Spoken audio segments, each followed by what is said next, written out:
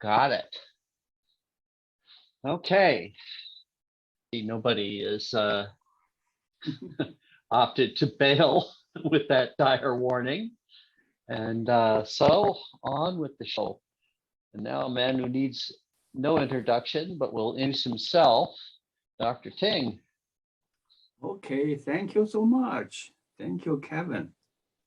Yeah, this is the last meeting of the year. Okay, do everybody see the screen? Yes. Okay, good. Yes.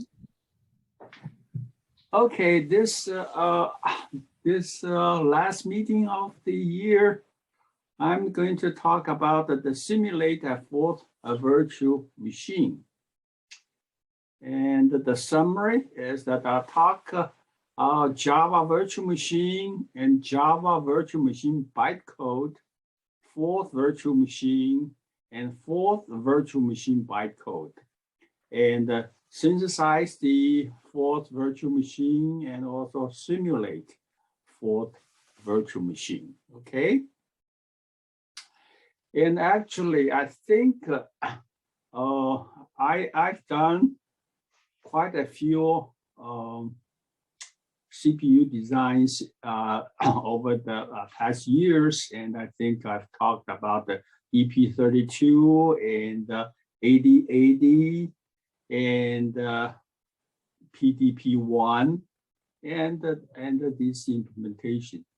You know, whenever I try to build a fourth machine on any of this architecture, the first thing I did was to simulate the machine on fourth, okay, to write a fourth system and implement, write an assembler for the target machine and write a meta compiler to meta compile a fourth system over it, and then actually simulate at the target virtual machine running a simulator also written in fourth.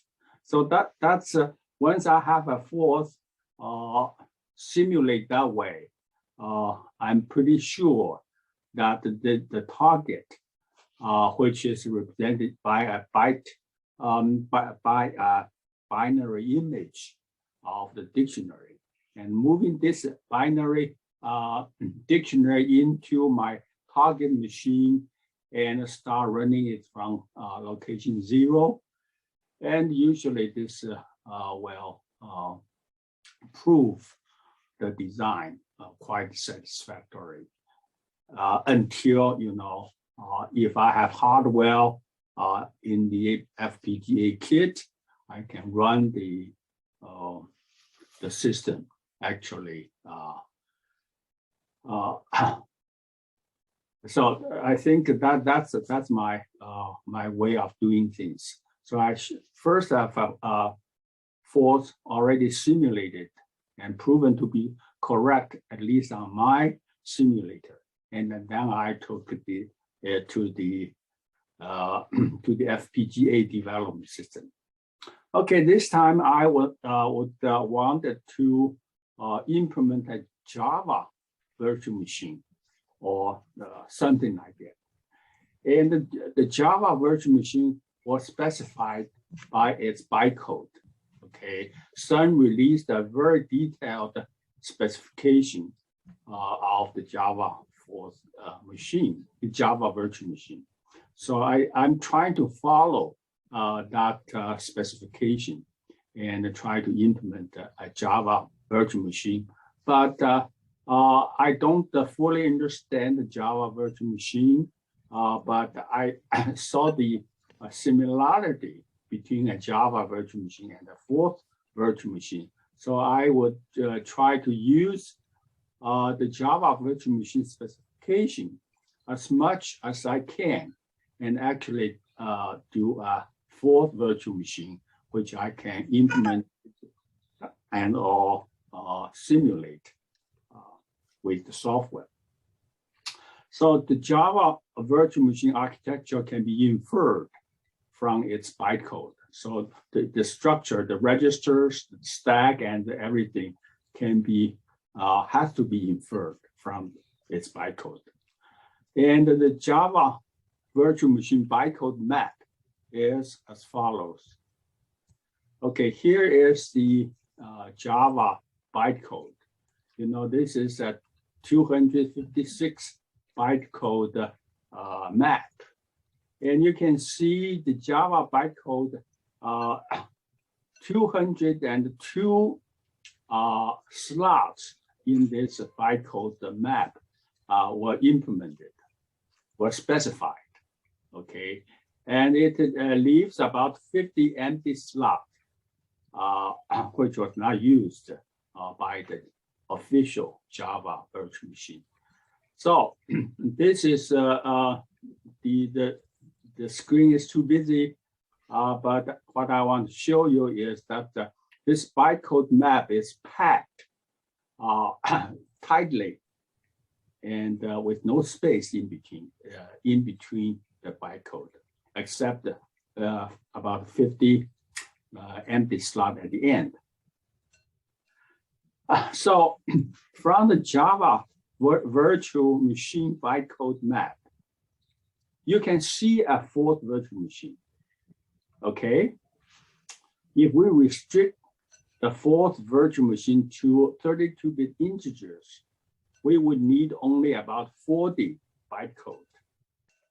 And because the Java virtual machine does not specify a return stack explicitly, so I need 4 more bytecode to deal with an explicit return stack. Okay, here is the map of the fourth virtual machine. You can see I just took all the bytecode in the Java virtual machine, which are useful for the fourth virtual machine, and only for the 32-bit integers. Okay, the bytecode, the Java virtual machine actually deal with byte and short and 32-bit integers, 62-bit long integers, and 32-bit float, and 64-bit double floats. So if I took out all these, the bytecode dealing with all these other types of data, you are left with a very sparsely occupied byte map. And this is my fourth virtual machine. So I would show you that the fourth virtual machine mapped quite well to the Java virtual machine. And I need the ALU and logic instructions, data instructions to push and pop on the data stack, read and write memory, branching, return, and also the return stack. So you can see on the left are the fourth words, fourth instructions. And on the, on the left are the fourth instructions, and then on the right are the Java bytecode. Okay, so they mapped quite nicely 1-to-1. And the logic instructions and or exclusive or, and they have the corresponding Java bytecode, and left shift and right shift also. And to data stack, I for the dupe drop swap over to dupe to drop, and this have the corresponding Java bytecode. And the memory, I have to deal with 32-bit memory fetch and memory store, byte fetch and byte store, and word, sorry about this one, word fetch and word store. And they have the corresponding Java bytecode. And for branching, there's a lot more branchings instructions in Java virtual machine, but I only need this few for fourth. Branch always in the Java, it's called goto, and the zero branch, it is if equal. And call, I have call and return, and call the closest Java virtual machine bytecode is invoke virtual. And the return, call and return, so it has the return bytecode. And the exit, because I'm implementing a subroutine thread fourth model. So return and exit are the same return. And the return stack, the Java virtual machine implicitly use that return stack, or they call it the frame stack. Yeah, but you cannot access this stack explicitly. I need to access the return stack, so I have to have the do next for the loop, and the to_r and r from, push r and pop r. This I have to add, but r fetch is an iaload 0. So the return address is always stored in the local variable number 0, and you can always get that piece of address in this register. Okay, so to synthesize or to try out the fourth virtual machine, I have a Quartus Lite license from Arteria, which I got the kit in 2005. And now Arteria was acquired by Intel. And I tried to get my license renewed, but I couldn't get the full license. I can only get a Quartus Lite license. It doesn't work on my NEOS kit I kept from the earlier NASA project. So it's not compatible. I cannot run, I cannot compile for the FPGA on this particular chip, but I could still synthesize and simulate it on a smaller FPGA allowed in the Quartus Lite license.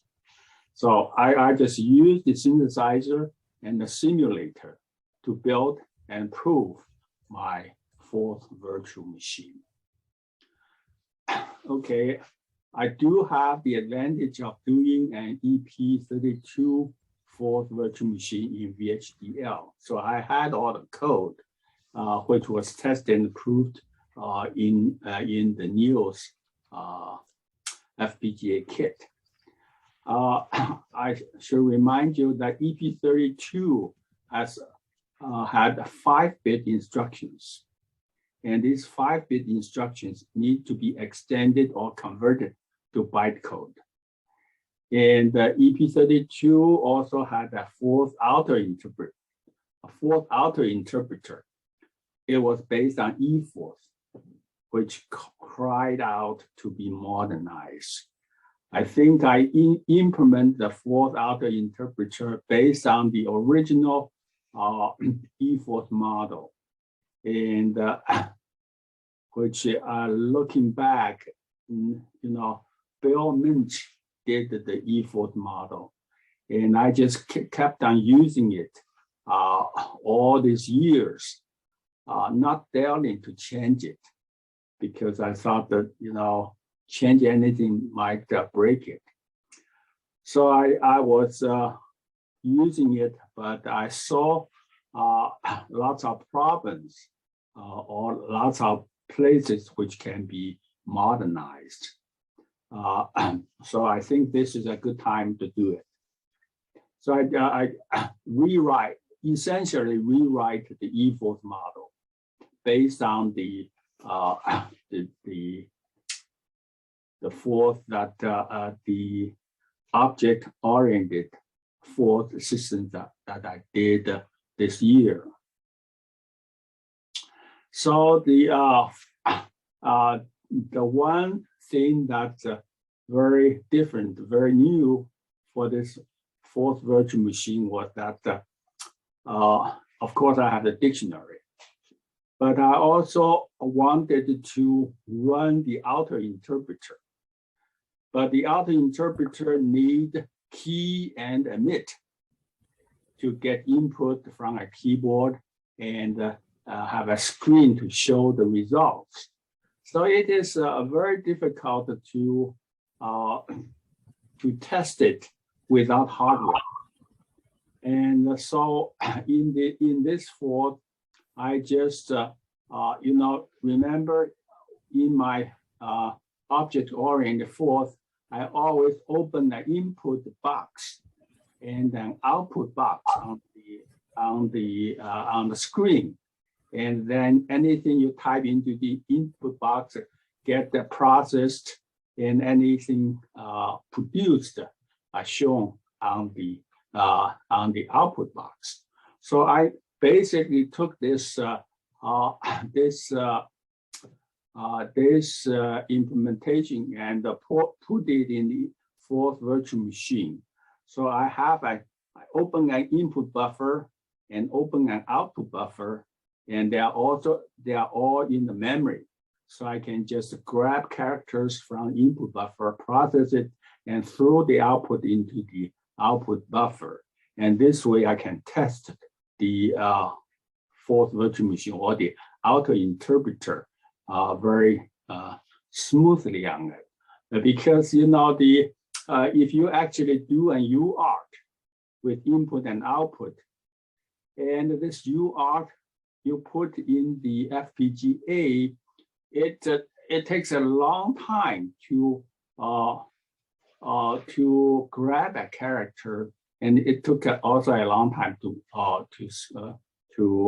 output a character. So the simulator would you just have a long way for the simulator to get to the end of each and every character.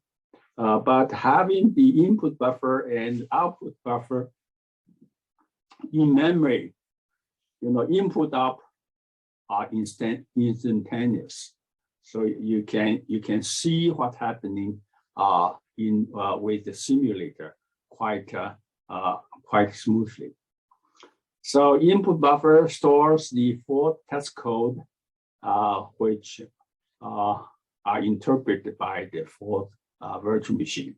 The output buffer stores characters generated by FVM fourth virtual machine for verification.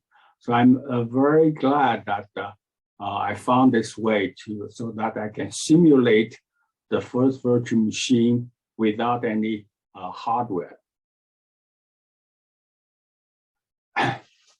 With insight gained from my object-oriented OOP fourth, I rewrote the E4 interpreter for a bytecode fourth virtual machine. The auto interpreter was fully debugged with the F# metacompiler. It serves very well as a test bench in simulating fourth virtual machine. Okay, so the entire fourth virtual machine was written out in VHDL and as a single file, a VHD file, and it's synthesized and simulated on Quartus 2 IDE from Altera Intel. And the core instructions, or the push and pop, add and subtract, all these instructions runs at 100 megahertz. So the clock period is 10 nanosecond. But one thing which bothered me very for a long time was the multiply, divide, and shifter. Okay, these instructions are pretty hard to implement in VHDL to write out the code. I think I can write out the code for multiply, especially when there are lots of multiplier hardware in the FPGA. But I just don't know how to write single step divide instruction. And the shifter, according to the virtual Java virtual engine, it's a barrel shifter. So you can shift up to 32 bits in a single cycle. So this, I just couldn't do it myself, but the Quartus 2 license allowed several megacore modules that you can pull out and put into your design. So I have the multiplier, I have the divide, and I have the shifter called out from the library. And but the problem is that when you instantiate the multiply, divide, and shift instructions using these library modules, I couldn't run the thing in 100 megahertz. I have to reduce the speed to 20 megahertz until the divider gave me the right answer. So that's a problem, but I think that's some problem I couldn't deal with myself. But if I have good support in the FPGA IDE, then they generally would supply library modules for the advanced or difficult instruction to implement by the VHDL code.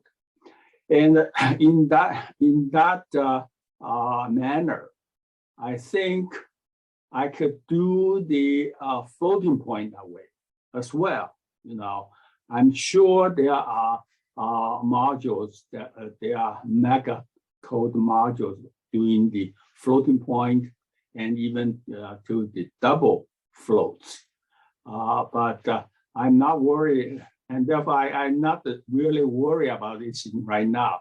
I just have to prove that the integer Java fourth machine bytecode work correctly. So I had the fourth auto interpreter rewritten. It was assembled, compiled, and simulated on F#. And the dictionary it generated was a very tight one. It's only 3K bytes in size. That's because the Java bytecode is really very tight. So it occupies very little space. And each subroutine call needs 3 bytes. So that's a very, that results in a very tight for system. And of course, in the code field, they are just executable bytecode. If you look at the code field, you see basically Java instructions. And I'm sure that if I do things correctly, these bytecode will be executable by a Java virtual machine. But right now, it's not totally compatible. But I can only prove that these instructions work inside a fourth virtual machine, okay?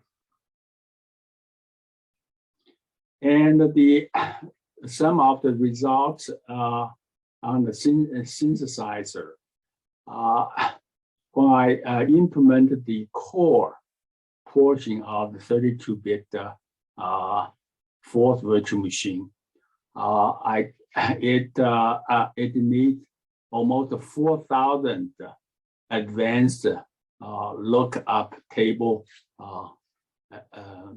FPGA unit.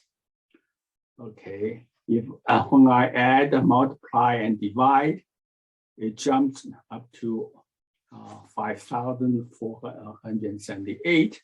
If I add a barrel shifter, it's 5,786, almost a 6,000 logic unit. But it runs quite well. So this is probably redundant. The fourth virtual machine has a dictionary, input buffer, and output buffer. And input buffer stores for test code to be interpreted, and output the buffer stores characters generated by fourth virtual machine. And these things all you can all see them in the simulator, in the FPGA simulator. So I'm still stepping instruction by instruction of that fourth auto interpreter at this moment. And because the input buffer and output buffer are all in memory, so the auto interpreter runs at master clock rate and doesn't have to wait for the characters to be sent and received. And this way, the simulation is greatly speed up. And I just said that you just cannot design a better test bench, which is the most difficult task in implement a CPU or any CPU in FPGA. So you know, in the FPGA design, writing CPU is probably not that difficult, but writing a test bench to prove that the CPU works is much more difficult. And I think with an auto interpreter included in the FPGA model, and this serves perfectly as a test bench. And I think this way, all CPU designers should adopt this technology. Instead of writing a test bench, they can write an auto interpreter. And if they can get the auto interpreter to work, mostly the CPU is proven to be correct. Okay, in conclusion, Java virtual machine is a very good hardware specification of a bytecode CPU. And I just don't have much time really to go into the bytecode machines. But bytecode is the most efficient architecture of CPU, the simplest architecture for any CPU. So fourth virtual machine maps well to an integer Java for virtual machine. And I have the fourth virtual machine written in VHDL. It was synthesized successfully in Q2 for a Stratix 2 FPGA device. I don't have the hardware to really test it out, but I trust the synthesizer. When the synthesizer and the simulator runs correctly, most likely the design would run on a real FPGA device. But the simulation work continues. I'm only at the beginning of the auto interpreter or quit routine. So if I go through the quit routine with numbers, with words, and feed some some new words, new colon words, define a few new colon words, and then I would claim the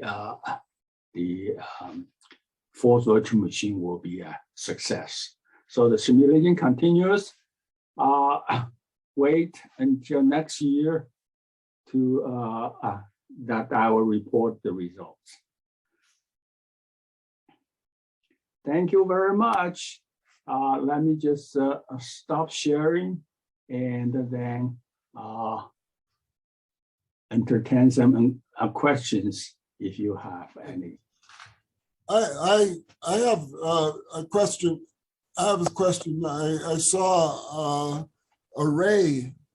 There were array commands in the list. Yes. What do those commands do? Oh, these are the bytecode. Okay, so Yeah. the Java fourth machine had specified 200 bytecode, 200 instructions. Yeah. In bytes, okay, and I took about 40 of them to implement a fourth virtual machine. Yeah, but I was wondering what those array commands did. I just as a general question. It's a you know, each of these bytes, as I show, you do plus, minus, multiply, divide, okay, or do a dupe, swap, and drop and over, okay. These are the byte instructions. Yeah. So how's the memory management actually? You know, is it you really have a complete fourth engine? Is that what you've created? Yes, I mean, yes, you handle all the memory management, the dictionary structure, and all of that is. no, not all that, but I have a fourth outer interpreter, okay, and then you can define anything you want, okay. The outer interpreter would interpret when you give it a string, a text string, and the text string may include the colon definitions. So it's a very elementary, very simple for system with colon. Okay, with colon word, you add anything you want. Boy, I wish I had the time to dig into it. Okay, good. Thank you.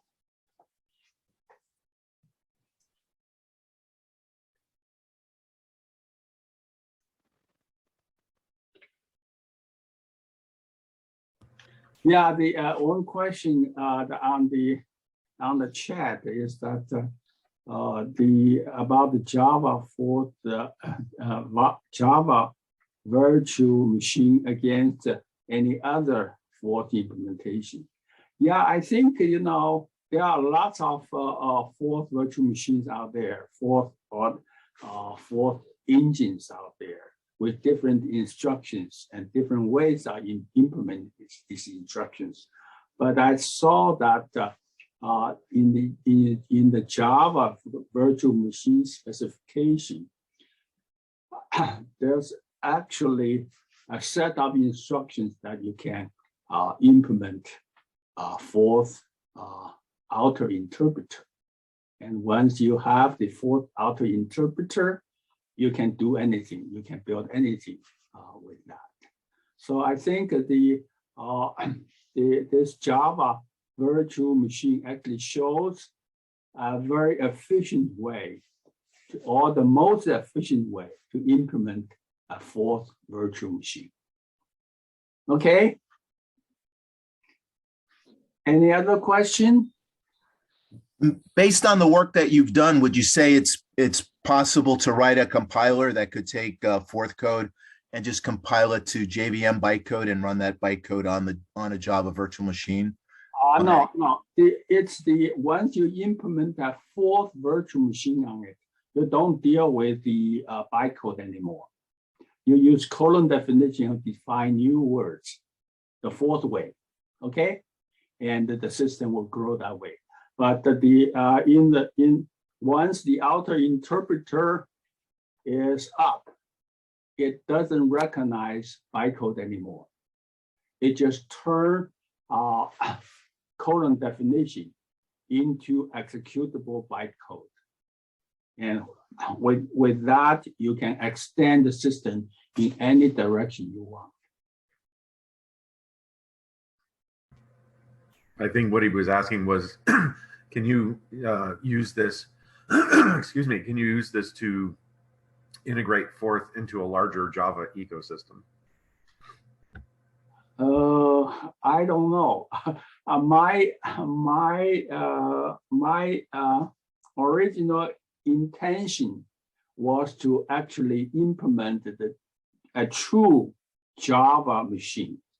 Okay, so if I can implement all the Java bytecode truthfully,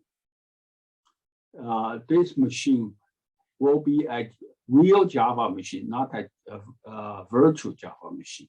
Okay, it will take any code that you can any Java code and run it. That's the original goal. Okay, but I can.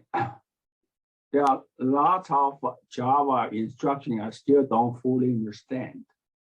So the implementation will not, this fourth virtual machine will not be able to execute the Java code truthfully. So I have to, there are a lot more work to make this machine to execute real Java code.